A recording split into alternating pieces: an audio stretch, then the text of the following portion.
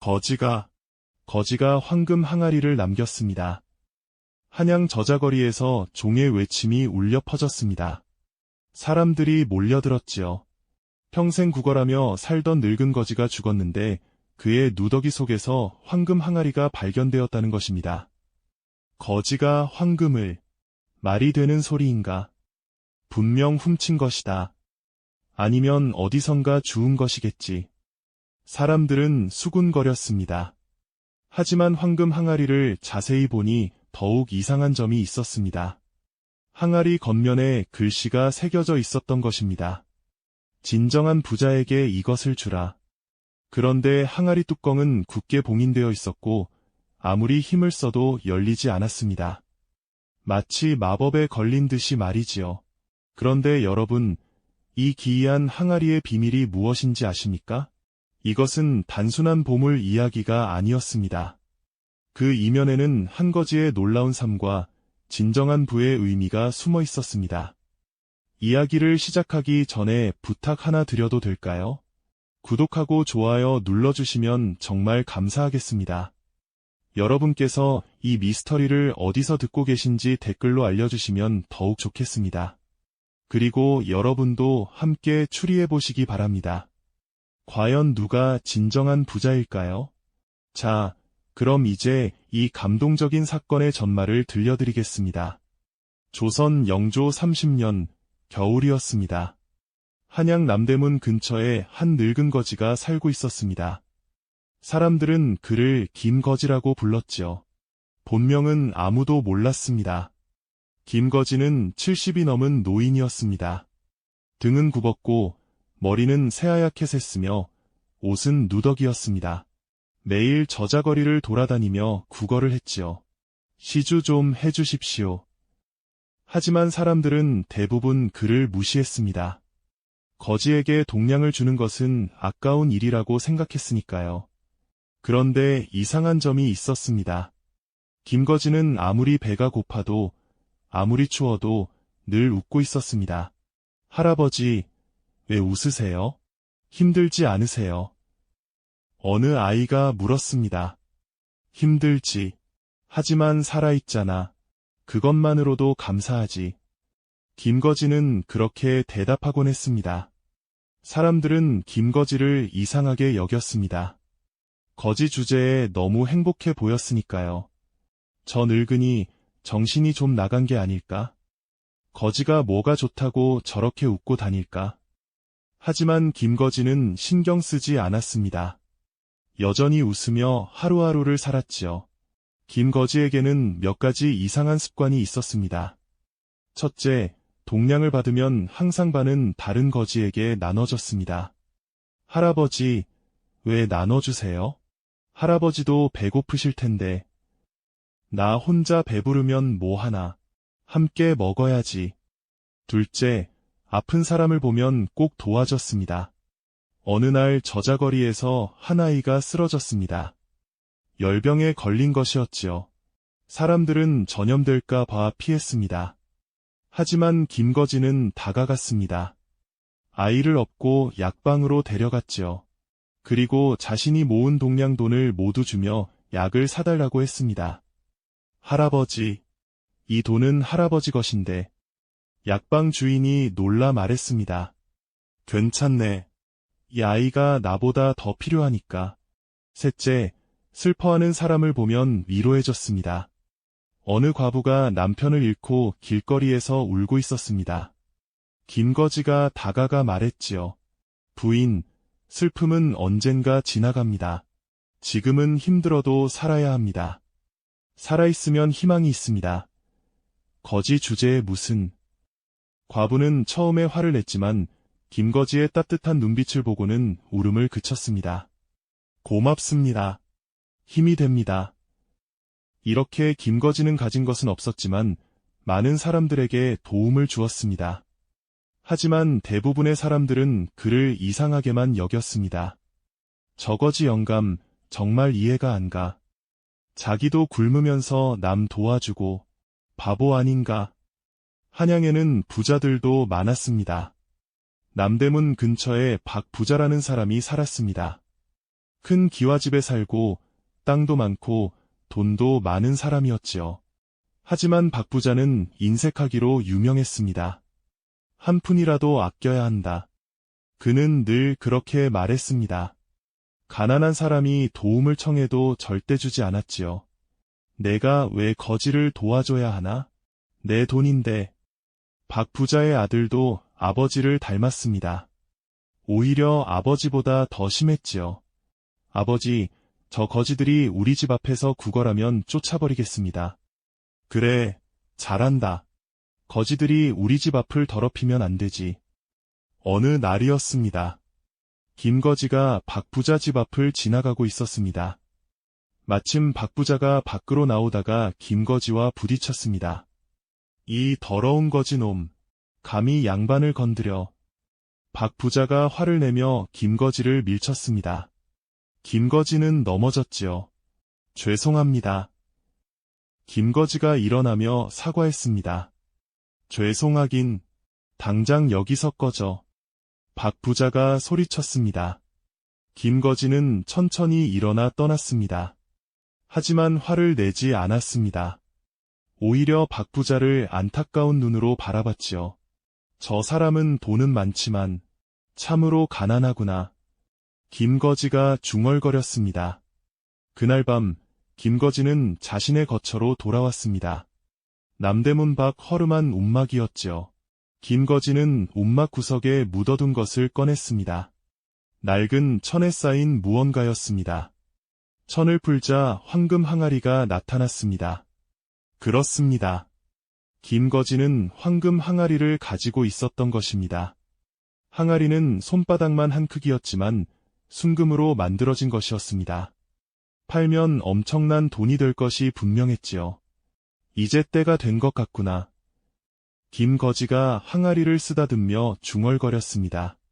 사실 김거지에게는 비밀이 있었습니다. 그는 원래 가난한 거지가 아니었습니다. 젊은 시절 그는 김문길이라는 이름의 양반이었지요. 부유한 집안 출신이었고 과거에도 급제한 엘리트였습니다. 하지만 40년 전 그의 인생이 바뀌는 일이 일어났습니다. 어느 날 한 늙은 스님을 만난 것입니다. 시주 좀 해주시오.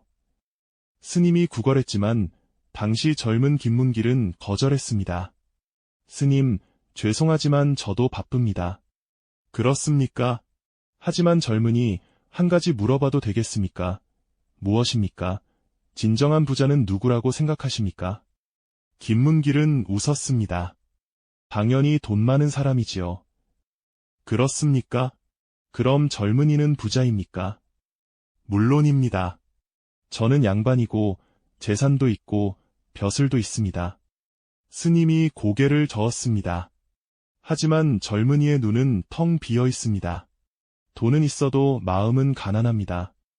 무슨 말씀을, 이 항아리를 드리겠습니다. 스님이 작은 황금 항아리를 내밀었습니다. 이것은 매우 귀한 것입니다. 하지만 진정한 부자만이 열 수 있습니다. 진정한 부자라니?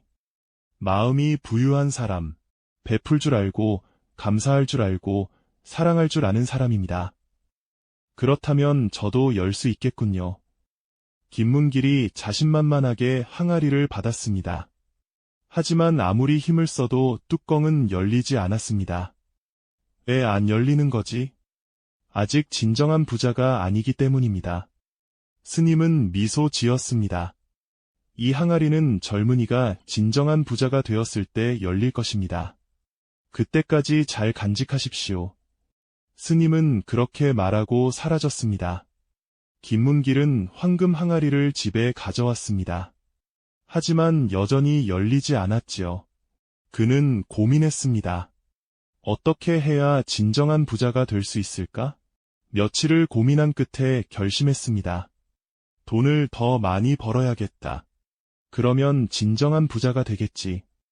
하지만 아무리 돈을 모아도 항아리는 열리지 않았습니다. 그럼 벼슬을 더 높여야 하나? 벼슬을 높여도 마찬가지였습니다. 10년이 지났습니다. 김문길은 점점 욕심이 많아졌습니다.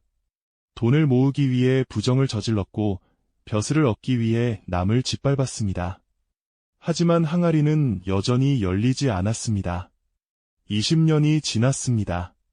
김문길은 부자가 되었지만 사람들의 미움을 샀습니다. 친구도 떠나고 가족도 등을 돌렸습니다. 그는 외로웠습니다. 돈은 많았지만 행복하지 않았지요. 30년이 지났을 때 김문길은 모든 것을 잃었습니다. 부정이 발각되어 벼슬에서 쫓겨났고 재산도 몰수당했습니다. 집안도 몰락했지요. 그는 거리로 내몰렸습니다. 이제 나는 거지로구나. 하지만 신기하게도 그는 오히려 마음이 가벼워졌습니다. 그동안 나는 무엇을 위해 살았던가? 돈, 권력. 하지만 그것들이 나를 행복하게 해주지는 못했어. 김문길은 깨달았습니다. 진정한 부는 돈이 아니라는 것을. 그날부터 그는 거지로 살기 시작했습니다. 하지만 예전과는 달랐습니다. 국어를 해도 감사했습니다. 밥 한 끼를 얻어도 기뻤습니다. 살아있다는 것만으로도 행복했습니다. 그리고 자신보다 더 어려운 사람을 도왔습니다. 가진 것이 없어도 나눌 수 있다는 것을 배웠습니다. 10년이 지나자 그는 완전히 다른 사람이 되어 있었습니다. 이제 그는 진정으로 행복했습니다. 거지였지만 마음은 부유했지요. 그리고 어느 날 그는 황금 항아리를 다시 꺼내봤습니다. 40년 만에 뚜껑을 열어보려 한 것입니다. 손을 대는 순간 찰칵 뚜껑이 스르륵 열렸습니다. 오, 열렸다. 김거지, 아니 김문길은 놀랐습니다. 드디어 열린 것입니다. 항아리 안을 들여다봤습니다. 하지만 안에는 아무것도 없었습니다. 빈 항아리였습니다. 비어있다고? 처음에는 실망했습니다. 하지만 곧 웃음이 나왔습니다. 그렇구나. 원래 비어있었구나. 김문길은 깨달았습니다. 항아리가 중요한 것이 아니었습니다. 그 안에 보물이 있는 것도 아니었습니다. 중요한 것은 그 항아리를 열기 위해 변화한 자신이었습니다. 진정한 부자가 되는 과정. 그것이 진짜 보물이었던 것입니다. 고맙습니다, 스님. 이제야 깨달았습니다. 김문길은 항아리를 꼭 안고 눈물을 흘렸습니다. 그리고 다시 뚜껑을 닫았습니다. 뚜껑에는 이렇게 새겨져 있었습니다. 진정한 부자에게 이것을 주라. 그래. 나는 이것을 다음 사람에게 전해야겠구나. 김문길은 결심했습니다. 그리고 그날 밤 김문길은 잠들었습니다. 그의 나이 73이었습니다. 다음 날 아침 사람들이 김거지가 죽은 것을 발견했습니다. 그의 누더기 옷 속에서 황금 항아리가 나왔습니다. 거지가 황금을. 소문이 퍼졌고 포도청의 윤석준 나리가 조사를 맡게 되었습니다. 윤나리는 항아리를 살펴봤습니다. 진정한 부자에게 이것을 주라. 이게 무슨 뜻인가? 윤나리는 고민했습니다. 그리고 결정했지요. 한양에서 가장 부유한 사람에게 이것을 주도록 하자. 그렇게 항아리는 박 부자에게 전달되었습니다. 오, 황금 항아리. 박 부자는 기뻐했습니다. 이것을 팔면 큰 돈이 되겠군.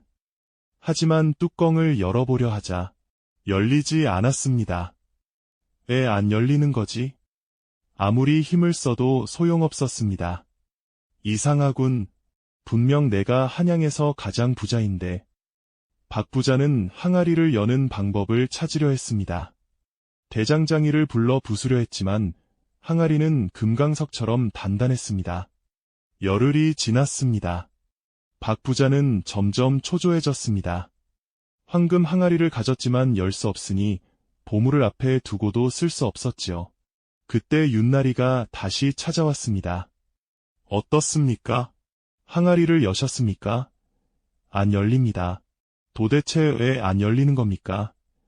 혹시 진정한 부자가 아니어서 그런 것은 아닐까요? 무슨 소리?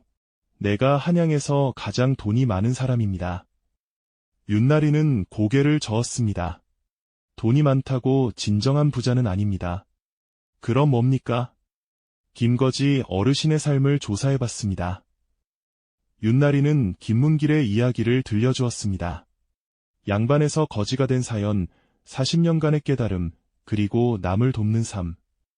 그분은 아무것도 가지지 않았지만 모든 것을 가진 분이었습니다. 항상 웃고, 나누고, 감사했습니다. 그것이 진정한 부자입니다. 박 부자는 할 말이 없었습니다. 그럼, 나는 진정한 부자가 아니란 말입니까? 스스로 생각해 보십시오. 당신은 행복합니까? 사람들이 당신을 사랑합니까? 당신은 누군가를 도와본 적이 있습니까? 박 부자는 고개를 숙였습니다. 그는 부자였지만 행복하지 않았습니다. 사람들은 그를 두려워했지 사랑하지 않았습니다. 그는 한 번도 누군가를 진심으로 도와본 적이 없었지요. 제가 잘못 살았습니다. 박 부자의 눈에서 눈물이 흘렀습니다. 이제라도 바꾸십시오. 돈을 나누고 사람을 사랑하고 감사하며 사십시오. 그러면 언젠가 당신도 이 항아리를 열 수 있을 것입니다. 박 부자는 고개를 끄덕였습니다. 그날 이후로 박 부자는 변하기 시작했습니다. 가난한 사람들에게 도움을 주었습니다. 어려운 이웃을 도왔습니다. 그리고 감사하며 살기 시작했지요. 1년이 지났습니다. 박 부자는 예전과 다른 사람이 되어 있었습니다. 여전히 부자였지만 이제는 사람들이 그를 사랑했습니다. 박 어르신은 참 좋은 분이십니다. 언제나 우리를 도와주시지요. 박 부자도 행복했습니다. 돈을 나누는 것이 이렇게 기쁜 일인지 몰랐습니다. 어느 날 박 부자는 황금 항아리를 다시 꺼내봤습니다. 그리고 조심스럽게 뚜껑을 열어보려 했습니다. 찰칵, 뚜껑이 열렸습니다. 오, 열렸다.